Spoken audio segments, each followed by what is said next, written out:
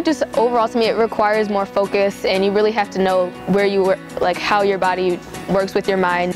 I'm Sierra Brooks. I'm a level 10 at Aspire Gymnastics Academy. Overall, my beam has been consistent over the years, and it is an event that is very nerve-wracking, but over time and just doing the skills over time, I've had most of the skills that are in my routine for a long time now, and I've just grown to be more consistent. So beam is more calming now, and I just learned to focus and move slowly. In general, the skills in my routine are pretty complicated or difficult, but I've just learned to focus on each one individually, and like my coach will stand by the beam and just have certain key pointers on each skill, and it helps me focus and just know what to do in each skill. So like my flight, it's just keeping my feet forward and looking at the beam, and then front toss is just kicking over the front, and then double back, it's like looking at the end of the beam once again, and it's just those key small details that help it become easier. Start with my mount. It's a needle kick, so I kick just as hard as I can, and then I have some dance, and I go into my flight. For my flight, I try to square up and just know where I'm going and look for the beam. So I look for the beam and I try to keep my hips up, and then I try to focus on the landing by lunging for a good amount of time and then finishing. Taking the stuff that you do on the floor and making it harder for yourself, but ultimately it becomes fun to do.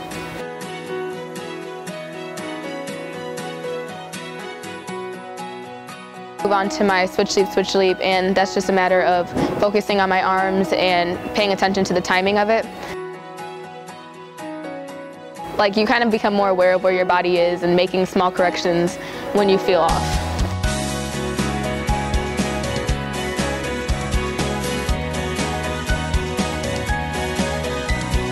I have my front toss, and I have to look at the beam and just kick over the top, and just that skill, it's more of just staying confident and not doubting myself.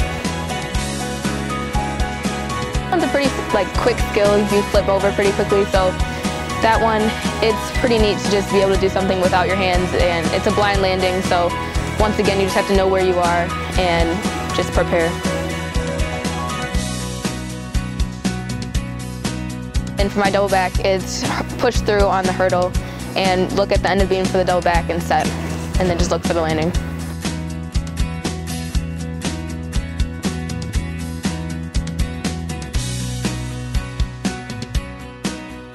Wait a second before my double backs just to make sure I'm squared up.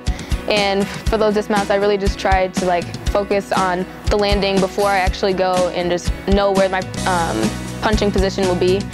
And just when I'm in the air, just try to focus on grabbing my legs and then just ultimately looking for where I'm going to land. Beam just overall to me, it requires more focus, and you really have to know where you work, how your body works with your mind, and it's more mental, I feel like, because the other events, it's harder to fall off and it's different. So it's just knowing what your body's going to do and having that confidence that your body's going to do what you want it to do.